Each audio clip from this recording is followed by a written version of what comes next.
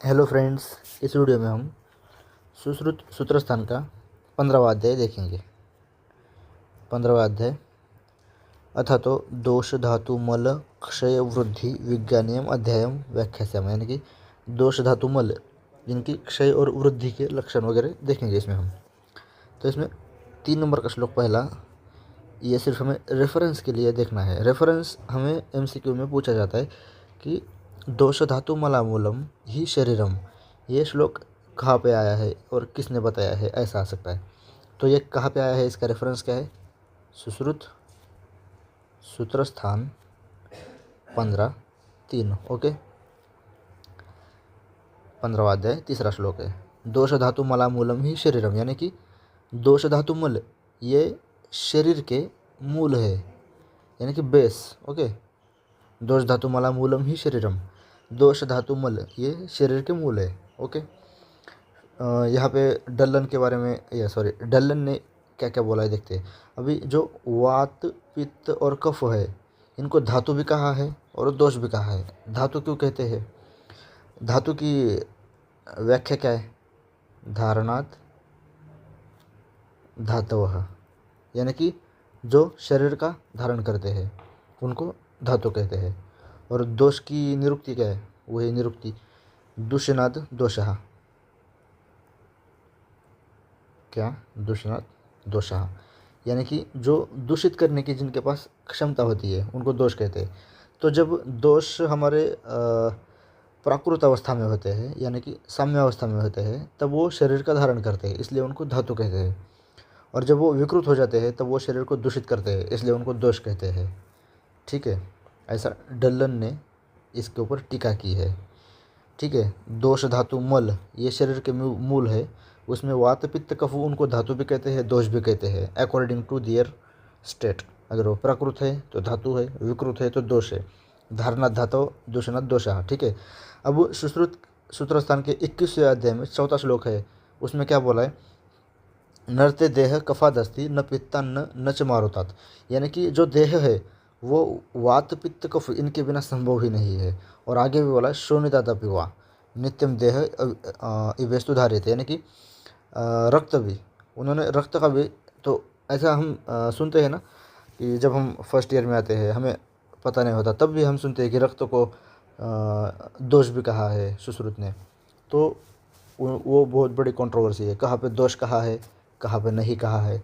तो जैसे अब यहाँ भी देखो, दोषों के साथ इसका उल्लेख किया है। कैसे किया है? नरते देहम कफादस्ति न पित्ता न च मारुतात, यानी कि देह कफ के बिना, पित्त के बिना, वात के बिना संभव नहीं है। और शून्यता पिवा रक्त के बिना भी संभव नहीं है, यानी कि दोषों के साथ उसको पकड़ा है। नित्यम देह ये भिस्तु धारे थे, ये नित्य देह का धारण करते रहते हैं। इसी प्रकार विसर्ग अधान विक्षेप ही सोम सूर्य अंजला यथा, यानी कि हमारे नेचर में, हमारे प्रकृति, हमारे यूनिवर्स में सोम यानी कि मून, सूर्य यानी कि सन, अनिल यानी कि जो वारा है, क्या बोलते हैं उसको, वाइंड, हवा, वो सोम सूर्य और अनिल ये क्या करते हैं? धारयन्ति जगत देहम, ये वो जग का धारण करते हैं, धारयन्ति जगत। और देहम कफ पित्त अनिलस्तथा, इसी प्रकार से कफ पित्त और अनिल देह का धारण करते हैं। ये जगत का धारण कौन करता है? सोम सूर्य और अनिल। कैसे करते हैं? विसर्ग आदान और विक्षेप, ये 3 फंक्शन करते हैं। विसर्ग आदान विक्षेप, विसर्ग आदान और विक्षेप ये सोम सूर्य और अनिल। ठीक है, सोम यानी कि मून, ये विसर्ग कर्म करता है। सूर्य यानी कि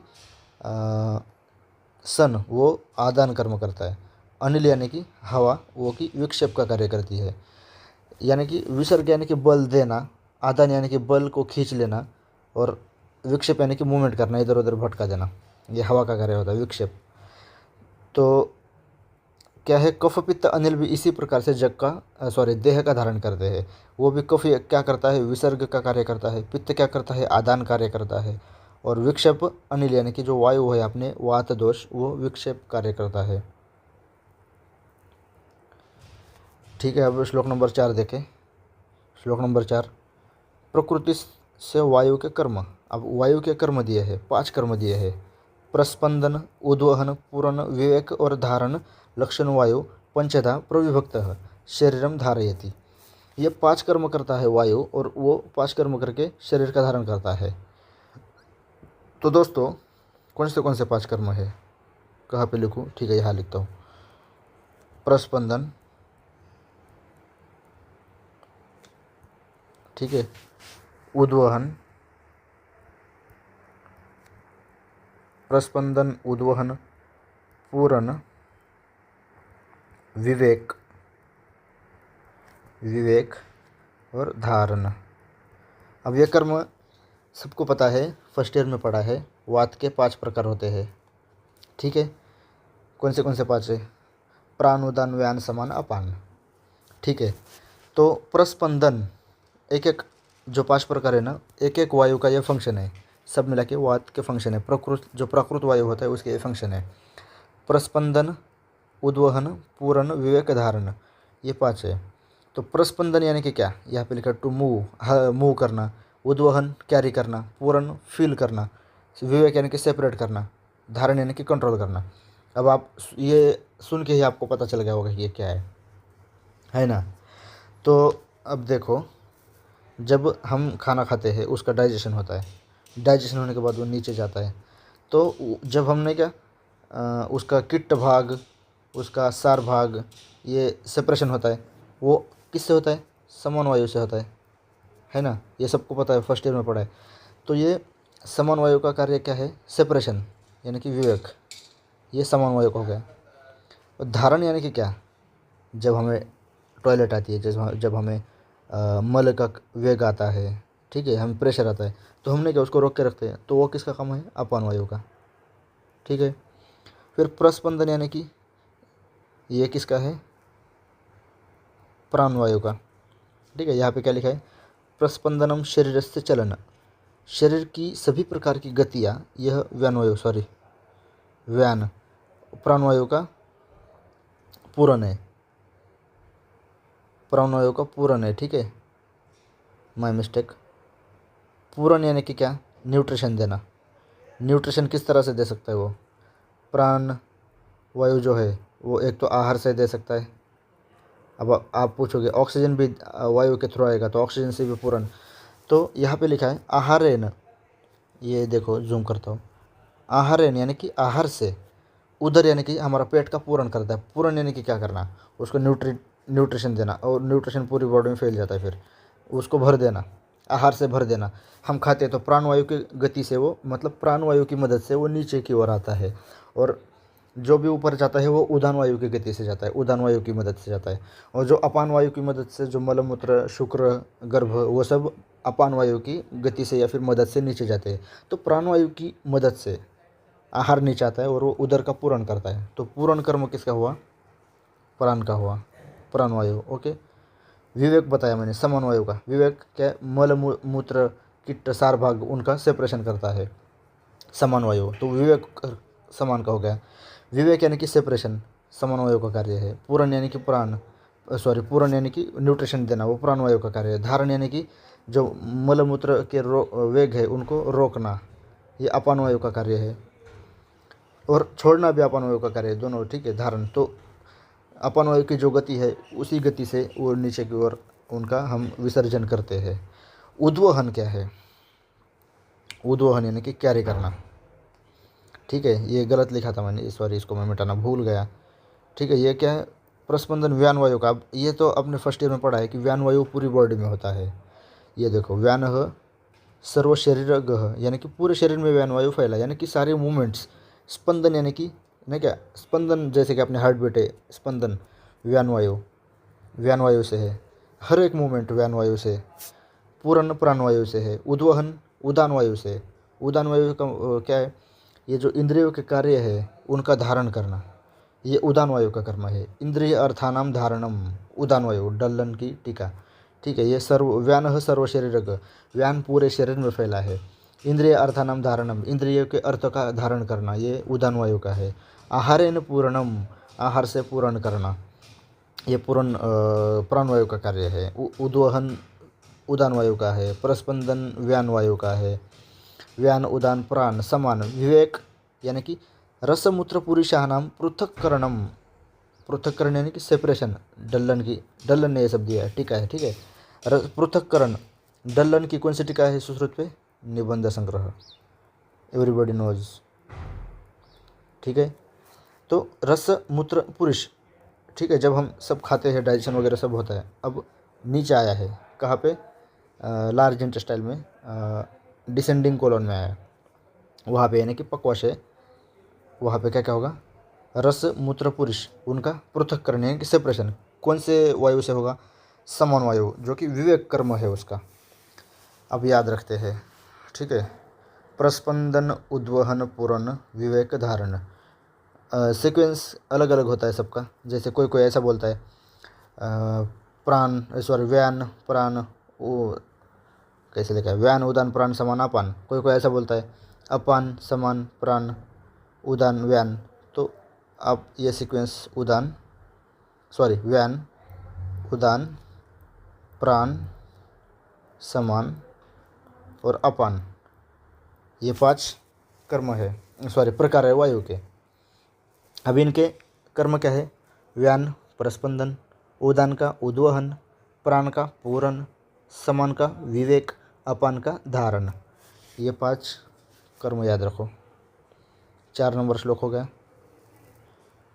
आगे क्या है? पित्त के कर्म दिए हैं।